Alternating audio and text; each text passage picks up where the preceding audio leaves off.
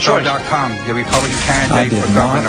Have sexual relations with I realize that this is something he isn't We're not going to be able to solve our problems if we get distracted by sideshows and carnival barkers. One Republican, one Democrat, and you discuss the issues that matter in today's local, state, national, and global politics.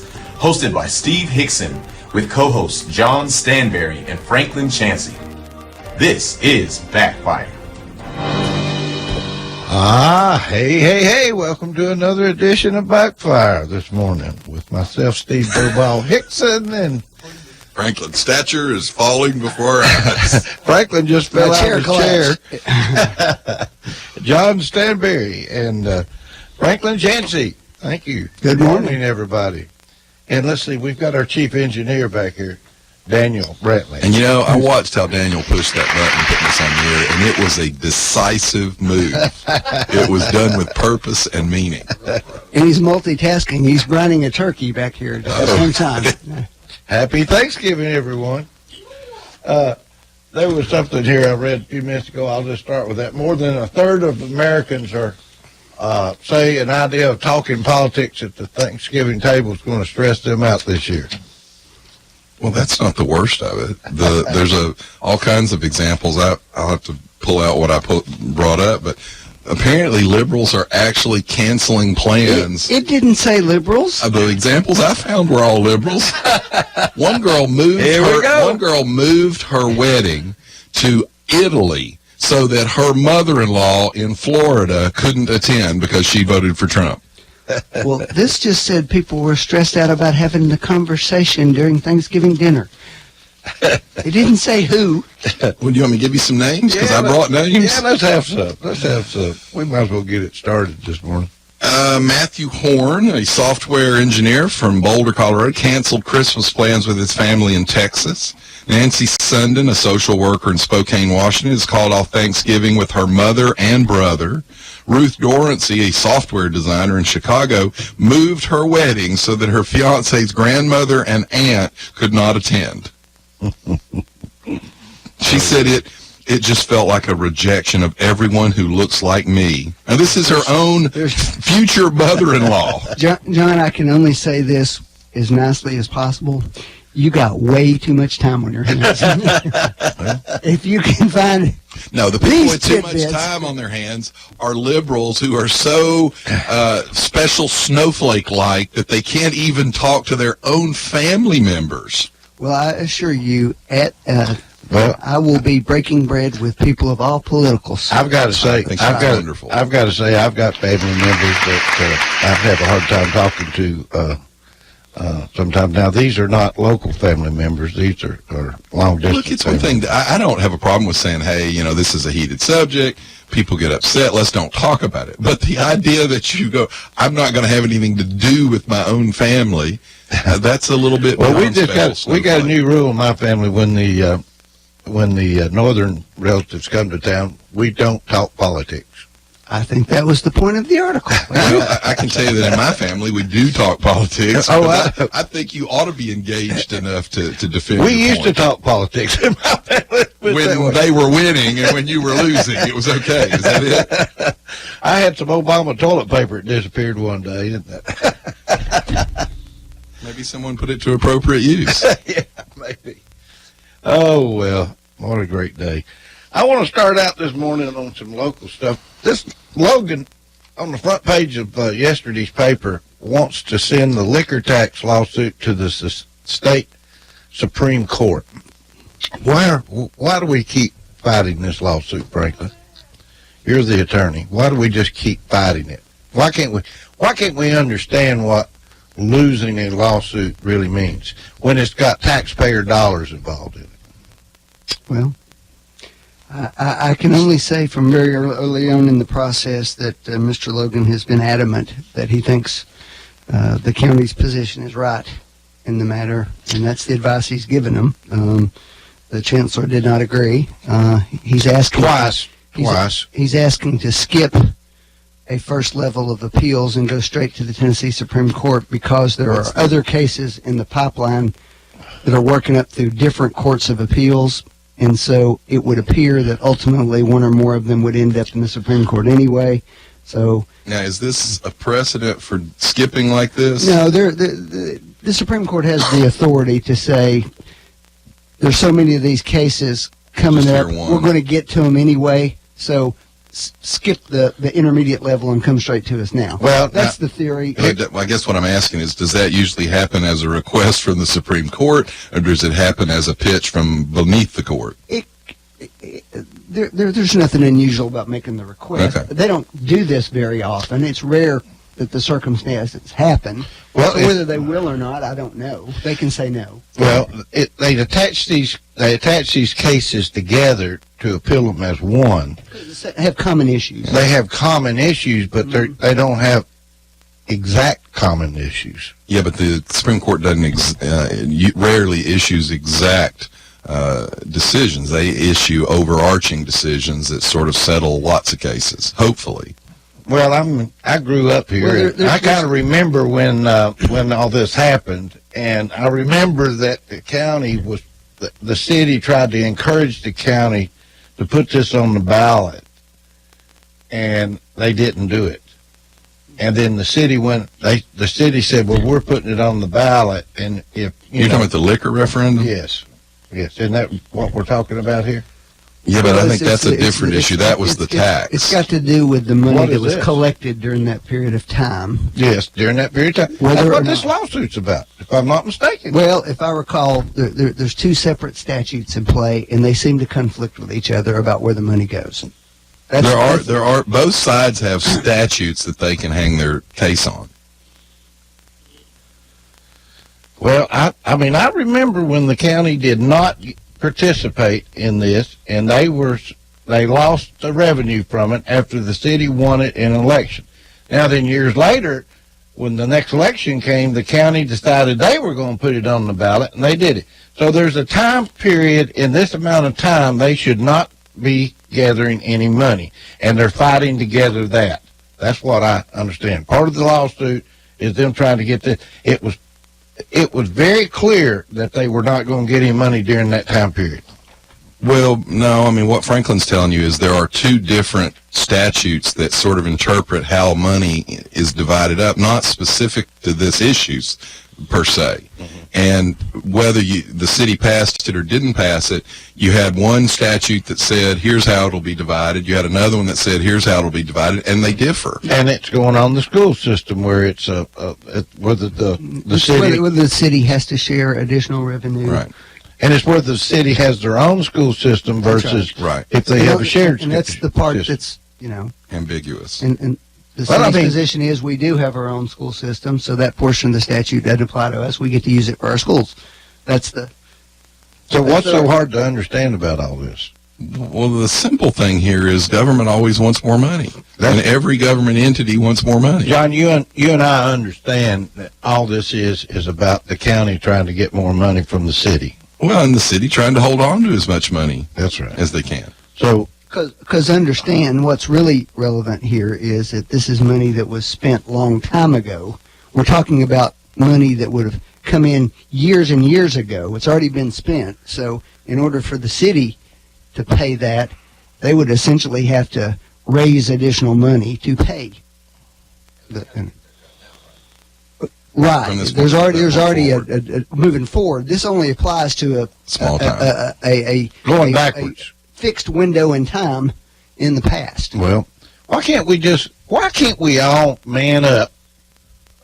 That's just a terminology I'm using, and move past this. Why do we have to keep fighting? Well, now, It's keep a in mind, though, conflict to everyone. it's not fair to say that this is looking into the past, because this started as soon as it was passed. The county had an interpretation, and well, we should be getting this money. The This city said, particular Wait a minute. dispute, though, arose about 3.5-4 years ago. I know, but the county had always felt like that the money should be theirs, and the city had always felt like the money shouldn't be theirs. Well, this is going all the way back to American Legion, VFW, Elks Lodges, having access to sell liquor by the drink years ago. It goes back that far, and taxes that were collected on that money. I mean, am I right? I haven't read the specific case, so I don't know if Franklin, they went all the am I way right? back to that or not. And how far back do you go? 'Cause That's what I'm they've trying to been say. selling liquor at the I mean, VFW everybody for a was long happy time. forever and ever and ever, and now we're trying to create another cause so the county can come up with some extra money. I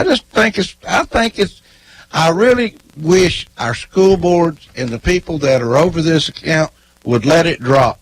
It's causing controversy amongst our city and county leaders. We need to move on. It's time. Okay. All right. Ring your bell. There you go.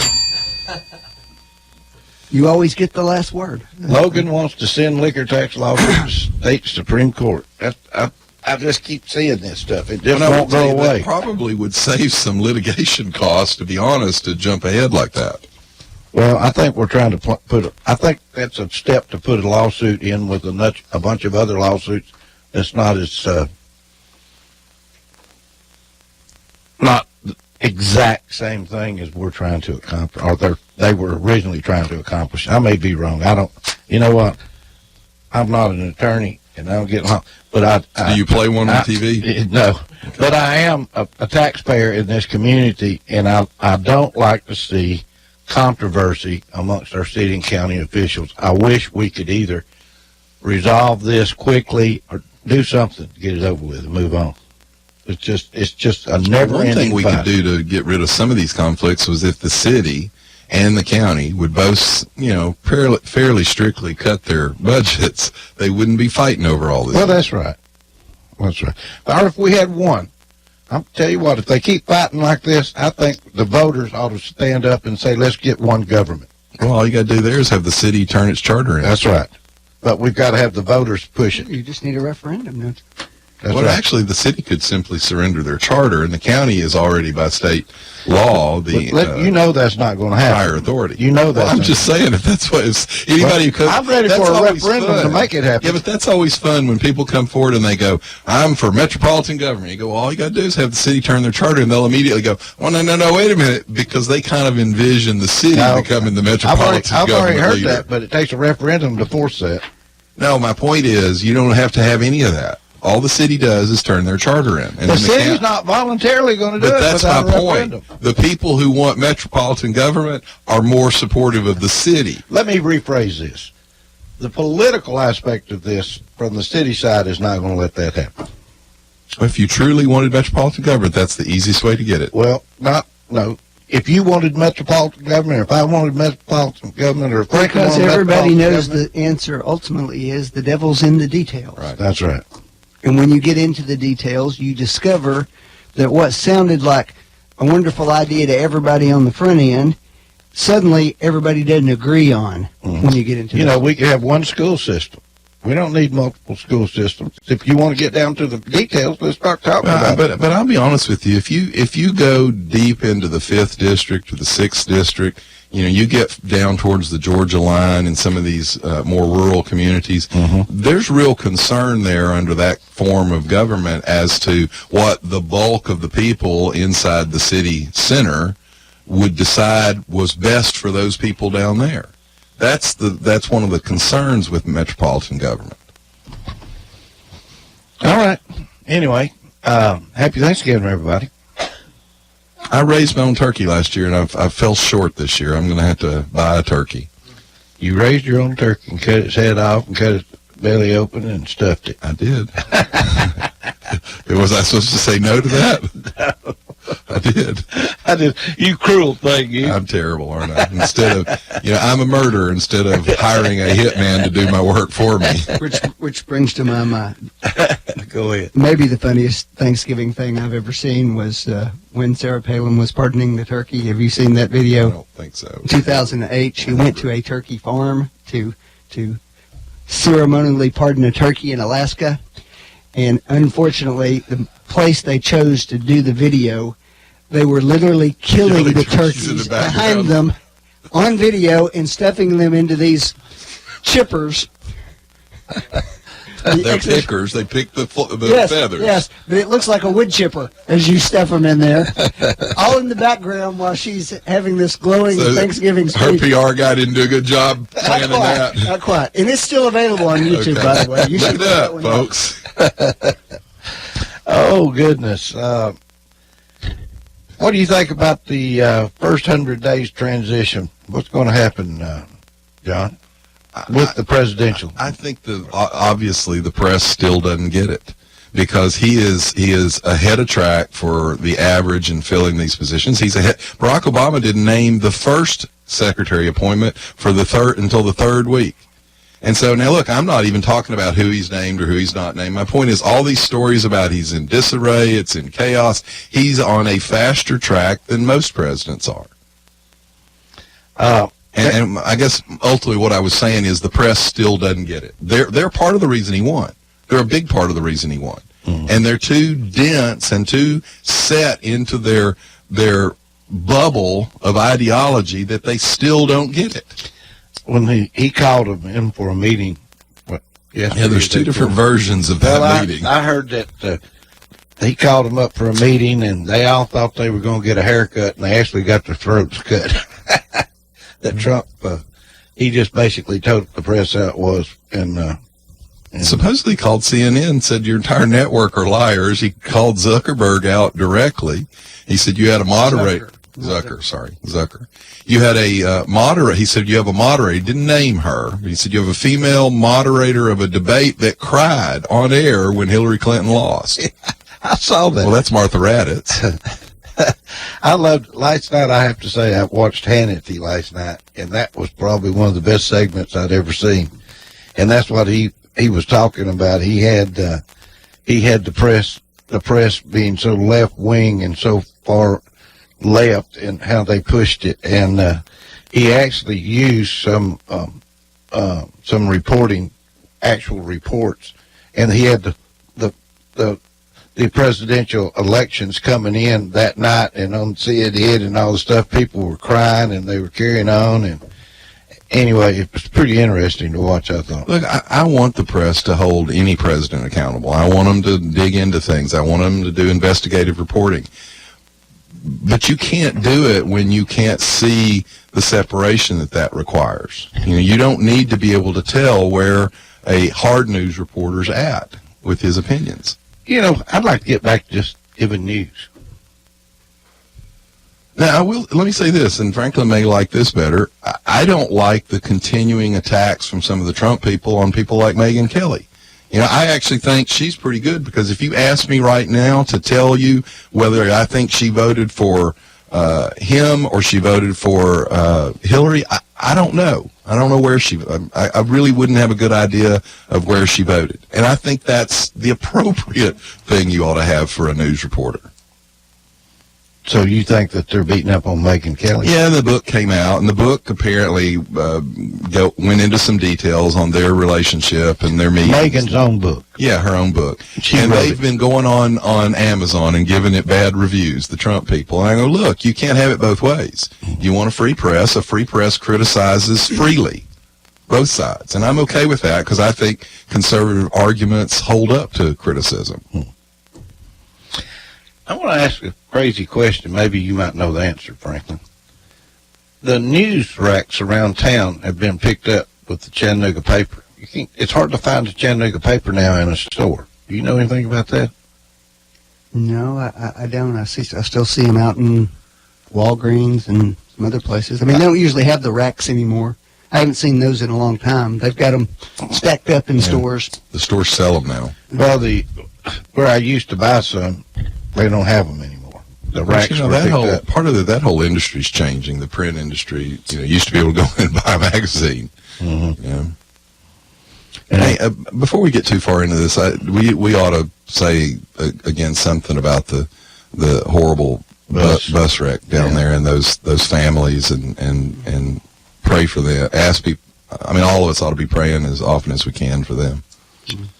I hope that there's not a bunch of bad rumors that come out from that. There are already bad rumors coming out. I've heard that the bus drivers scream some things out before he. One of the children apparently said that he was saying y'all are going to die or something, and I don't know the context, don't know, but he's been arrested, and he was arrested rather quickly.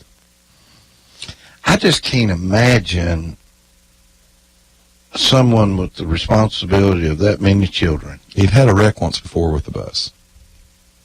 He's a pretty young bus driver, too, wasn't he? Is it 24? Yeah, 24 years old. I mean, I understand it's hard to find these bus drivers now. They just, evidently they don't want to take the drug test and so forth, so it's hard to find bus drivers, so. But, Well, I think Hamilton County, like us here, uses contractors. That there's one contractor for Hamilton County who supplies the bus service, so they're actually responsible for the hiring and firing. that's going to be a large lawsuit, I would Well, think. certainly, I'm sure. Well, my big thing is Supposedly, a parent had called Hamilton County a few weeks earlier complaining about the speed at which the bus driver had been operating on the bus road. driver. And I understand that parent is the parent of one of the children who did not make it. So, You know, I can't imagine, they say that was a curvy road or something. I've got an employee that lives down there and knows the road. She says that it's curvy and hilly, that you dip down and then make curves in the and the dips, speed limit's only 30 miles an hour there. that it's a very, very curvy road and hilly road. So probably he was headed down one of those hills and got into the curve I think too she fast. said she kind of knew the area, that he went down and up, and then it makes a turn back, and he just didn't make the turn back. Shame. I tell you what, I went to lucky enough to go to the 1977 National Scout Jamboree, and there were real bad storms and flooding, and fortunately the campground we were in didn't flood bad, but a little boy got struck by lightning and killed. And I just, the rest of my life, I've always remembered that and thought about a parent sending someone to something like that because they felt like that was a wonderful experience for the child, and ending up with that kind of tragedy. And so I think about these parents, and you put your child on the school bus every day, and you're doing it because you care about them and you love them and you want them to be I educated. mean, I see And parents. lose it like that. It's just, I can't see imagine parents it. out here on the side of the roads at 6:45 in the morning standing with kids waiting on the school bus to come. Now, keep in mind, I will say this. I was reading something. School buses are incredibly safe.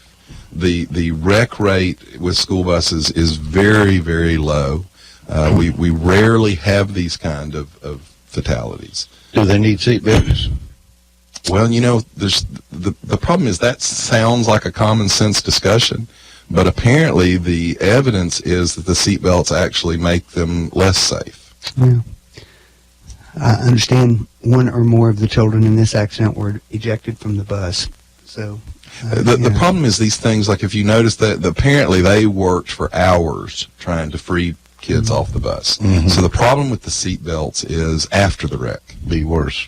So you're always torn between, do we keep them in the seat for the wreck? Two members of the Tennessee General Assembly have announced that they're introducing bills to require seatbelts. So, Well, I know years and years ago, of course, the budgets won't allow it anymore, but they used to have monitors that rode the buses with the kids. Even if they put seatbelts on these buses, Franklin, I don't think there's going to be any way to enforce those kids locking it because the bus driver can't watch well, 40 kids. the buses, I believe, in the county also, but I think the city for sure, they all have cameras on them now. The events Video are recorded. What happens on And it. I'm sure that bus probably does, and so they will know they'll know whether he said, and that may be why he was arrested and charged with vehicular homicide promptly. I thought it was just because he was going too fast. And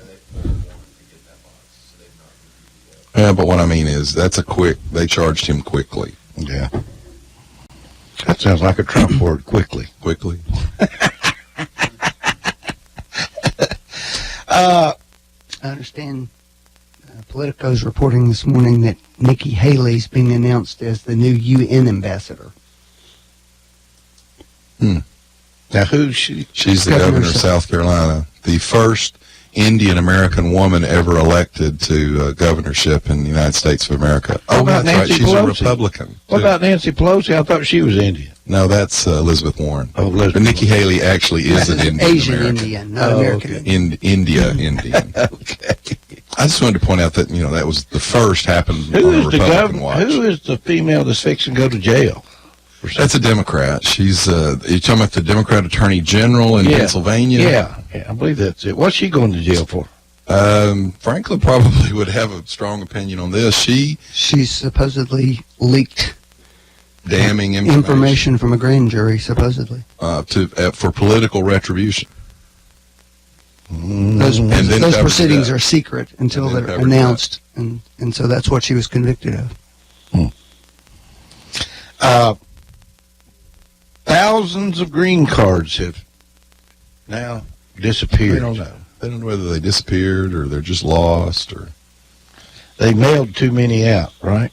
I don't know. I know that they don't know where they're at. How in the world could that happen? Well, because you can't ever fire. Do you know it's a 500 to 1 chance of being fired as a federal employee? 500 to 1. 500. Well, that's pretty obvious the way the IRS director acts. What's the getting fired rate in private industry? A lot less. Really, what is it? I don't know. Franklin. I'll find I out. mean, it sounds like this amazing I'll find number, out but for I you. have no idea. I'll find out for you. 500 to 1 seems like a lot, though, doesn't it, Franklin? What's your opinion on the Pope, on the his new deal on the abortion? Yay or nay? I'm not qualified to tell the Pope I mean, you got what an to opinion. do. You got an opinion about it, haven't Well, you? I'm a pro-choice person anyway, so it didn't really affect me, and I'm not Catholic. I would say ask someone who's Catholic about that one. I'm not Catholic. Here's my problem with that. I'm touching on touchy ground here. Well, this is. It's just, this, of all the things that we might comment on here, I'm not sure how comfortable I am with telling the head of a major religion what views they should have. That's really outside the political realm to me. I think it's okay what he said, but you know what? It comes from a liberal. I think the Pope he leans very liberally. I probably was heading down the same route. Look, one of the things to keep in mind about this is, as a Christian, all sin is forgivable. Yeah. There's no sin that's not forgivable if you truly repent. Now, that's the key to it right there. Do you in your hearts truly repent? So from that perspective, before the Pope's announcement, it was the Catholic Church's view was far more conservative than the mainstream Protestant view about that, because I saw something. I'm not sure I follow what you're saying. All Christians believe that all sin is forgivable. Well, previously under Catholic doctrine, there were only a very few limited individuals in the church who were authorized to issue in the Catholic forgiveness for certain what are considered cardinal sins. But that gets cardinals and things. Right, but that gets into the structure of the church because, in our belief, you have and I don't know as much about the Catholic Church, maybe, but we believe that you have a personal relationship and all sin is forgivable if you truly, in your heart, repent. So from that standpoint, as a non-Catholic, all sin has always been forgivable. That's right. Let's take a break. We'll be right back. You're listening to Backfire with Steve Hickson. We'll be right back after this. Hello, I'm Shelley Duvall. And you're listening to WOOPLP, Cleveland, Tennessee. WOOP FM is a broadcasting service of the Traditional Music Resource Center, and we play America's original music. It's 5:18 in the morning. We're having to listen to Thompson. Come on, give us a break. Check into Checking to Cash. The cash you need today is waiting for you at Checkin' to Cash. It's your money, so come in and get it. Get a payday advance today for up to $425. At Checkin' to Cash, we make it quick, easy, and confidential. The cash you need is right here, so stop worrying and stop in to check into cash today. Borrowers often use payday advances over a period of months, which can be expensive. Restrictions apply. See store for details. At Buy Here, Pay Here USA, we don't just sell cars, we buy them. Bring your car, truck, or SUV down to Buy Here, Pay Here USA, and we'll give you a free appraisal with no obligation. We pay top dollar for most cars, so before you trade in your vehicle, come see us for an appraisal. At Buy Here, Pay Here USA, we pay the most for your car. Visit Buy Here, Pay Here USA in Cleveland, Dayton, or Chattanooga, or go to buyheresellhere.com. That's buyheresellhere.com. Restrictions apply. See store for details.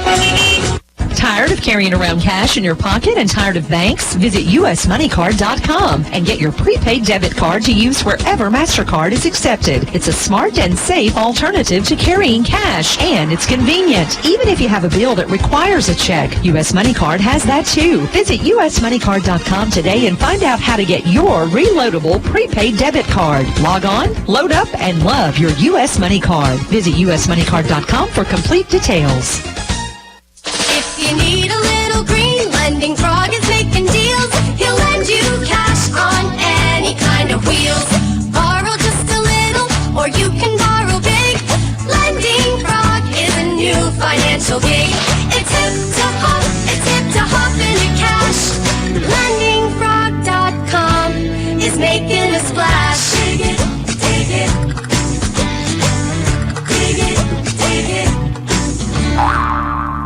Hello, my name is Andy Figglestaller with Ed Jacobs & Associates. We are an employee benefit and insurance broker in business for the past 20 years. The new healthcare law, also known as Obamacare, has finally arrived. The law is complex and the choices are confusing. You have questions, we have the answers. It is our passion to find cost-effective solutions for every client. The solutions will be different for every person or business. Let our knowledge, experience, and passion go to work for you. Contact us today and let us assist you through this process. Our phone number is 423-473-0202, or you can find us on the web at edjacobs.com. Train engineers put our heating and cooling products for almost every test imaginable. So while you're sending your kids to school, they're sending 10,000 volts through a compressor.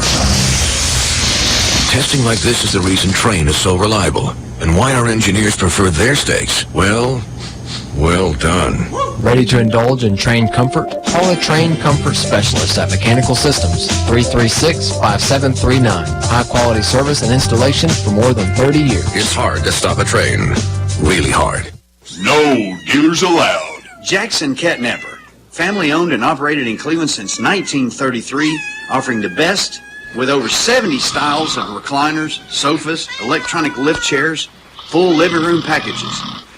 Call Mike now at 961-7239 because Jackson Catnapper now offers sales to the public every Saturday. That's right, every Saturday. From 8 in the morning to 1 in the afternoon.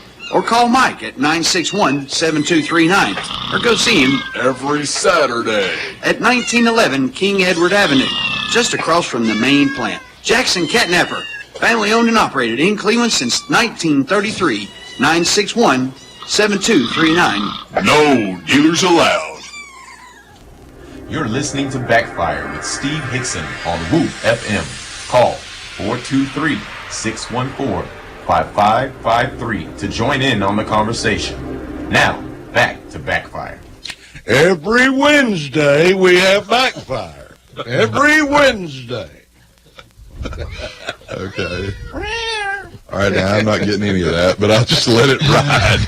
Inside jokes on the radio are really something else. On that side of the table, Franklin. All right, I have a question. I don't know which one of you to ask it first. I'll let you both just come at me with it. Will Obama, after leaving office, do more good or harm to the Democratic Party? I'll let John talk about that. I will say that I saw today that his approval rating is up to 58%.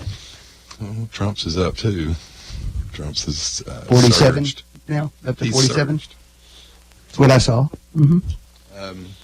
I think you'll do damage to the republic is what worries me. In the past, presidents have had the decency to let the next president kind of have some sway. Our founders were scared of an imperial presidency. And I think Obama is probably one of the most egotistical men we've ever elected. And I think his election, elevating him from actually very little accomplishment and then giving him a Nobel Peace Prize for nothing, has simply fueled that ego. And I think it's damaging for him to already be talking about, I will enter the fray. You know, what's really hard about this is he has thanked, and I think he was sincere, he has thanked George W. Bush for staying out of his running of the office. And then he turns around and does the exact opposite of what he's thanked his predecessor for doing. Franklin? Well, the only thing I've seen thus far is his successor thanking him for being very gracious to At this him. point, you're right. So I don't know why you would say that. Because he gave a speech saying he was going to interject himself. Well, he wasn't clear what he was interjecting himself in. I thought... But Bush gave a speech and said he wasn't going to interject himself, and he didn't. And well, that may have something to do with the fact his approval ratings were about 25% at the time. Look, you can talk about Obama's approval rating all you want. It's a personal approval rating, Franklin. His policies were repudiated in 2010, they were repudiated in 2014, and they were wiped off the map this time.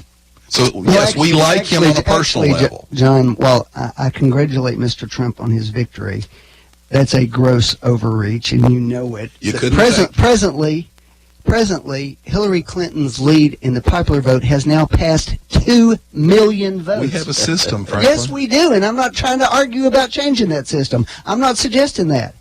But the suggestion that that's some sweeping mandate when, in fact, 100,000 votes moved would have changed the outcome of the election. Have you looked at the county map? Have you looked at the I have, red and blue printout of the county map? There's people. More people voted against him than voted for him. Let me ask you a question, That's Franklin. a fact. Would you be happy to be ruled by New York City and Los Angeles, California?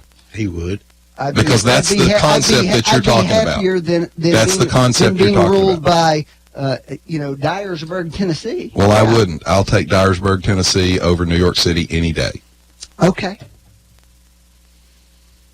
And if I were the people in Dyersburg, Tennessee, I'd come fine, Franklin. Fine. That's fine. All right, I asked you if Obama would, after leaving office, do more harm to the Democratic Party. That was my question. Well, look, they're getting ready to nominate a guy that has terrorist ties as the chairman of their party. I'm getting ready to ask the next question, this two-part question. What about, will he do more harm to America after the election? Well, he's done a lot of good for America, so I don't know why we'd think he'd do harm. There's the divide in America, isn't it? Because all I see is America is less than it ever has been. We are less respected. We have 1% GDP growth. We have lower family incomes. He's the first president in history to never have 3% growth in at least 1 year of his presidency. It's a disaster. What he's spreading on his last trip, I think. Me. Look what I've done. And, there's a lot of times that I hear him talking lately, and I'm not trying to criticize him, but he ought to just not answer certain questions. He'll sit there and throw out a 10-minute answer over a question. He ought to say, no comment, or I'm going to let the president-elect make that decision. Which is what Bush did, which he thanked him for. I've got news for you. He's also the most popular elected official in the world. Well, Bill Clinton was too at one time. Explain the difference, Franklin, between him thanking Bush for taking a completely different act that he obviously is now taking. Explain to me. He hasn't taken tell me why that's not. He's still president, John. Bush, when he was still president, said, I'm going to leave that to the new president. Okay. I'm not going to interfere. You don't know what he's going to do. You're sitting here speculating. He's already said what he's going to do. He said, wherever I think that the American people's values are being violated, I intend to step forward. He's already formed organizations, Franklin. He talked about it. Okay. All right, John. And by the way, Franklin, let me just point out one thing to you. He just bought a new house in Rancho Mirage, California. That's his 5th house. He has a house in Washington, which is apparently a 13-bedroom mansion. He has a home in New York. He has what? It's a rented house. He has a home in New York. He has a home in Chicago, and he has a home in Hawaii. That's pretty good for someone who never had a job before this. How do you make his money? Well, Selling that's an books. interesting thought, isn't it? Selling books. Obama? Mm-hmm. Okay. Both #1 bestsellers. He was a book salesman. Well, now his wife's 300% raise after he got elected to the Senate probably didn't hurt either. A raise from who? She worked for a law firm, and after he got elected to the Senate, within about 2 months, they gave her a 300% raise. 43% of union workers did not vote for Hillary. Mm-hmm. I thought the union was real. According to y'all, they're all in the bag for the Democrats. The That's union what y'all leadership say. is. The union membership is not. Because the leadership keeps their job no matter what. That's the problem with the unions. We're 45 minutes into yet another show where you guys have avoided talking about your new president. All right, let's talk about it. He is running an excellent campaign. Let's talk about that. Here's what we found out this week. Here's what we found out this week, and we're going to find out how morally consistent you guys are. Mm-hmm. Did you know that Donald Trump owes $300 million to the German Central Bank? Did you know he owes over $300 million to the Chinese government bank? Does that concern you at all, given that you were horrified at the idea that somebody gave Is there a lien on some property? Was a conflict of Is there a interest? lien on some property, Trump? I don't know. Huh? Yeah. Well, where'd there you would get the be. information? What's he owe the money It's for? in public. It's money he's borrowed in his businesses. It's business. Okay. Well, I mean, what's wrong with that? Y'all said it's a horrible conflict of interest that somebody gave money to the Clinton Foundation and they're making decisions. Look, Franklin, you think the guy? You know what? The guy If somebody's got a lien, the guy who's going to negotiate with the Germans. If somebody's got a lien on some property because you borrowed money from it, there's nothing wrong with that, Franklin. I think there's something wrong with that. But if he's the one negotiating, he's the one negotiating with the Germans and the Chinese, and they've got him by the, you know what? I don't think they've got him by the. What are you talking about?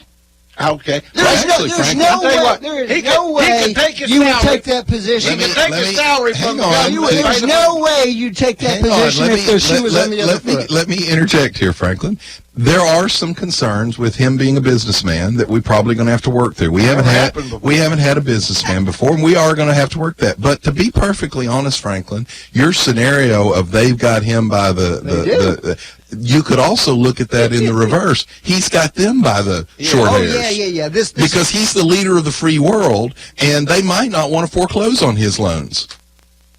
It might have dire consequences. In other words, his business interests would be. No, I'm just telling you that you can make an equal argument that they're as nervous about it as you're claiming he should be. The Philippines announced day before yesterday their new trade representative.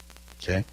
Donald Trump's partner in the development of the Trump Hotel in Manila. And they said they picked him because he's somebody that Trump already knows. Is he going to get some more land in Manila to put another hotel on or something?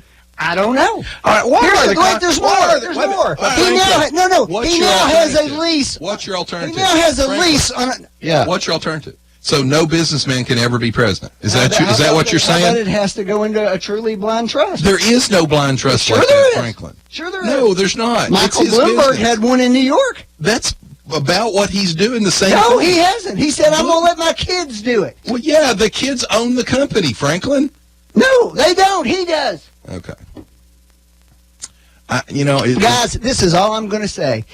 You can say anything you want, but it's 100% obvious what your double standard is. No, frankly, it's not a double standard. He's a businessman. No, it's a total. We elected a businessman. businessman. You know it. No, frankly, it's called America, and we elect people, and the people decided that a businessman was the right thing to elect. Now, we may have to look at some of these issues because we've never had a businessman before, but I'll take a businessman who earned his own money over a Barack Obama who's now a multi-millionaire over nothing but being elected to office. You will, John, and you will abandon, and you will do what I've been saying for the last year. Well, you will abandon every supposed principle you ever had in the process. I don't think we could have voted for a lying Hillary again, could we? Okay, I didn't say. I never once told anybody in here who to vote for.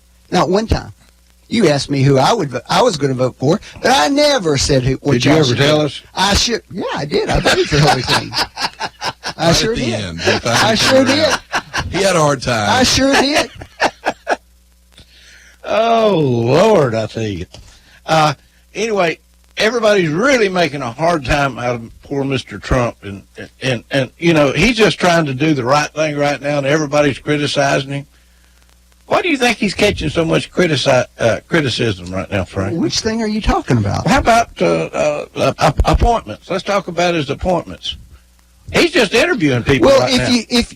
If you have run what was arguably the most divisive campaign in American history. He won. Okay. And he came out on election night and made a very nice... Let's talk about why he won. Why did he win? Well, I think it's a fair statement to say that there is a tremendous amount of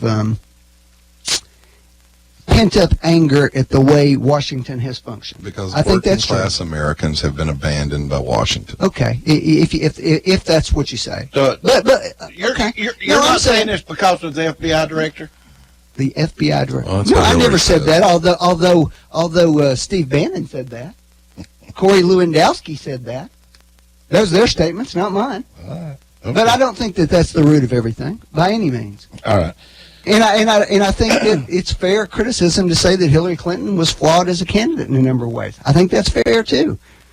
But how was she flawed? Well, because first of all, if you've been around that long, you carry a lot of baggage with you. Especially when you've had a lot of people killed. Go ahead, Franklin. So I get that. But if you come out and say that you're going to unify the country, and then the first people that you appoint are people who have thrown all these bombs that are anything but unifying out there, yeah, it's going to raise some questions, and fairly. Now, does that mean I want them to fail? No. Actually, but I think those are fair things for people to talk about. I do want to brag on somebody, because most of Hollywood is acting like a bunch of spoiled, petulant children, and I wish they'd leave. If they said they were leaving, I wish they'd leave. Mm-hmm. But Tom Hanks made one of the best statements and I would hope that a conservative person, if we had lost, would have made the same statement. Tom Hanks, and he was clear, he supported Hillary, but he said, look, I hope President Trump is so successful that I vote for his reelection in 4 years. I now, agree. That's a decent American-type thing to say. And he deserves credit because that's not the bulk of what you're hearing out of Hollywood. Hollywood is really going crazy. By the way, did you know Bannon comes out of Hollywood? He was a screenwriter. Oh, really? He's been a screenwriter. He's been a CEO of a major money center bank. He's a Harvard graduate. What was the play in New York? Hamilton. What's your opinion about the remarks made at the play with the vice president? Well, I'll take what the vice president said. He said he wasn't offended. Because he has class and dignity. He turned to his children, who were with him, by the way, as the cast and the audience were booing him, and he said, this is what democracy looks like. Because he's a decent man. But by the way, I didn't know this until last night. Did you know that it's one thing to say, okay, they have a right at the end to make their statement, although the booing on the front end was pretty classless. Yeah. And he has a lot of class to put up with it the way he did. But did you know they interrupted musical numbers to yell his name during musical numbers that they thought referenced him? And by the way, did you know that the play itself discriminates against poor people? No. You know how much the tickets are? $800 to $2,000. No, they run up to $10,000. It's the most successful show on Broadway. By the It way, has been for the last 2 years. Would you like to see a copy of the ad call, the open casting call seeking non-white men and women? That sounds a little discriminatory and racist to me. An ad excluding white people from even applying for the job. And now they're going to lecture us on inclusion? Okay, John. Well, Franklin, I tell you what, you run that ad for your law firm and put in your law firm, non-whites need not apply, and see how quickly you get away with that. The point of the play was to put non-traditional people into roles and positions. Don't say that non-traditional, you mean non-white, which would sound a lot like a racist plan. Okay. All right. Well, Franklin, let me ask you a question. If I decide to recast the movie Roots, and I say, I think it'd be cool to do an all-white cast of Roots, how would that go over? You wouldn't have a movie. Why not? Don't you think that might be a unique perspective, just like Hamilton is? It might be. Because and look, I'm not fussing. I think they have a right to do whatever they want to do. But my description of the unique perspective of Hamilton is it's racist. That's my description of it. Have you seen it? No, and I wouldn't not go don't see describe it. It's all black. Guess what? Hamilton was a white guy. I tend to like accuracy in my portrayals of things. I keep hearing a lot of criticism about appointments that President-elect Trump is thinking about making. Has he came out and made any definite appointments yet? Well, yeah, he's made several few. announcements. The Attorney General? Who's the Attorney General now? Jeff Sessions. Jeff Sessions.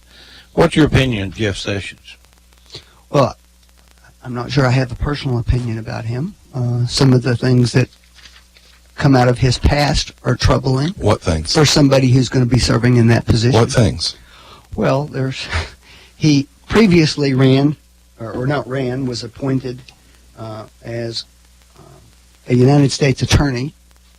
He was in Alabama. He was criticized for some, let's say, racially insensitive language. One joke about the KKK. No, not one joke. Well, what are they? Because I can read it Well, he to also you. was supposed to have told another... Which he says didn't happen. Well, the other person says it did. Well, it's a he said, she said issue. So you have one person claiming he called him boy. He said the ACLU and Martin Luther King were communist-inspired people. Well, we've now found through documentation that Martin Luther King was a communist. No, we have not. Actually, I'll bring it in next week for you. John, I don't know. I brought it in before, Franklin. Okay.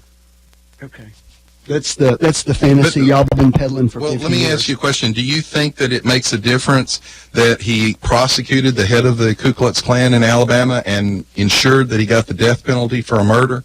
Do you think that makes, because that's an actual concrete thing that he did, not an accusation. Do you think it's important that he segregated the schools in Alabama? Actually, what he did, John, was defend the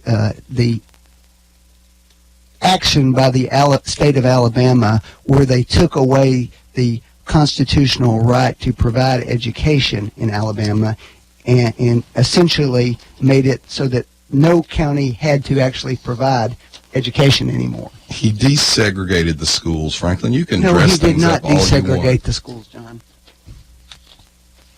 And he sent the Ku Klux Klan leader to jail and had him, he was executed in 1997 for The murder. joke John referred to was, I thought the Ku Klux Klan was okay until I found out they smoked marijuana. Sounds That like was a his joke joke. to me. Ba-ba-ba. Sounds like a joke to me. Yes, and we all know how you react to jokes.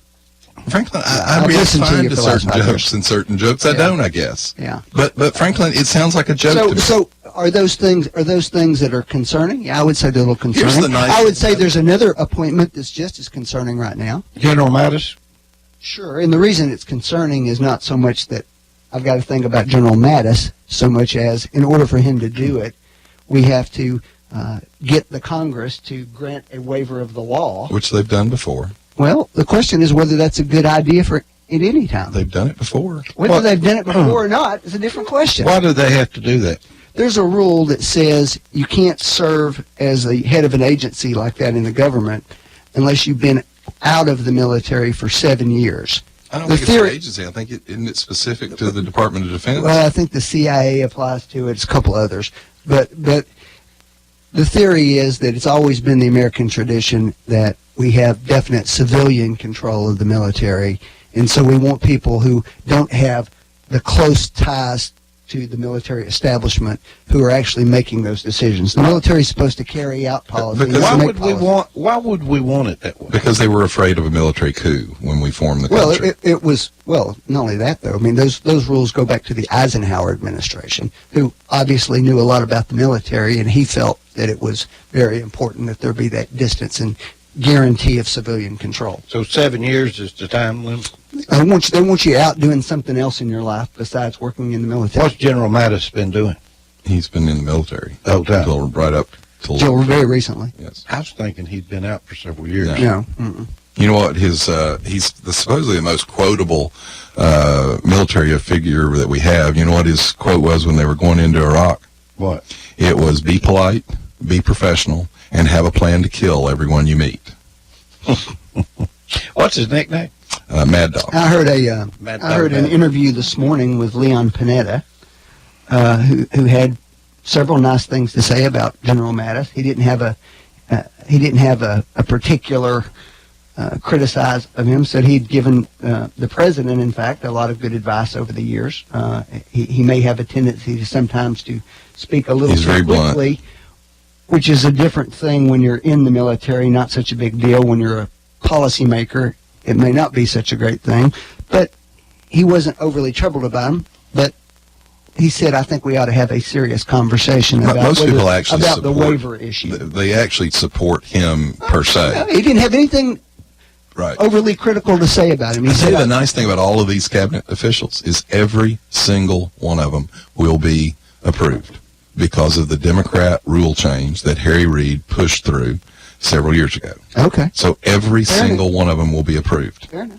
Well, no, actually, that's not clear at all, John. Well, if the Republicans stick together, every single one. some will of be the approved. ones The rule that change. Well, it used to be able to filibuster them. some of the names that have been put forward, Rand Paul has said he will block. Rand Period. Paul is setting himself up sort of as king. But my point here is, when the Democrats did this to shut off Republican opposition, we said you will really regret doing this somewhere down the line. So this is somewhere down the line. Well, I know President-elect Trump did make the comment that General Mattis was the real deal. Okay. By the way, you do know too that Jeff Sessions appointed. Well, interesting. Go ahead. Finish your statement, John. He appointed the first black chief counsel to the Judiciary Committee. Good. This guy's come out in support of Sessions. General Mattis, at least according to Donald Trump, also said to him that he wasn't a fan of waterboarding, He's not. although publicly He has also made other supports a statements. two-state solution for Israel and the Palestinians.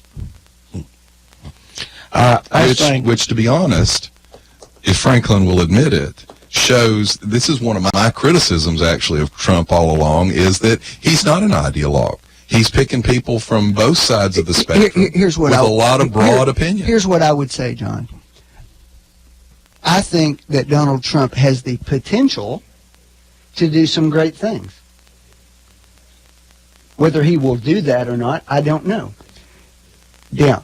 Does it concern me that I have no idea what are fundamental positions for him? Yeah, it concerns me a little Yeah, bit. but you know what's because I funny don't know about that, what they are. Franklin, is the American public didn't have a great idea either, but they knew exactly what Hillary was going to do, and they chose no idea what he's going to do over exactly what she's going to do. What do you think? We're running out of time. What do you think that President-elect Trump was thinking about when Mitt Romney came to visit? He asked Mitt I Romney. think he's thinking that Mitt Romney is an intelligent guy who is a good businessman, has been, somebody mentioned, they said he probably wouldn't take it, that he would be excellent for the VA secretary because he's specialized in turning businesses around. Your opinion? Well, I think he would be sending a signal, a calming signal to our international allies, and would go some significant steps toward tamping down some of the criticism that he has right now. The question is, how will all these people function together I just don't think, from what Mitt Romney said about Trump, I wouldn't be able. Trump is a better guy than me because I wouldn't be able to trust Mitt Romney after the comment. Well, see, I disagree with you. You just think all that was politics. And the only thing I hope Trump doesn't tamp down is the Dow Jones hitting record highs, which, by the way, I might point out that it nosedived the day after Obama was reelected. One last thing, we got to go. We're already past time.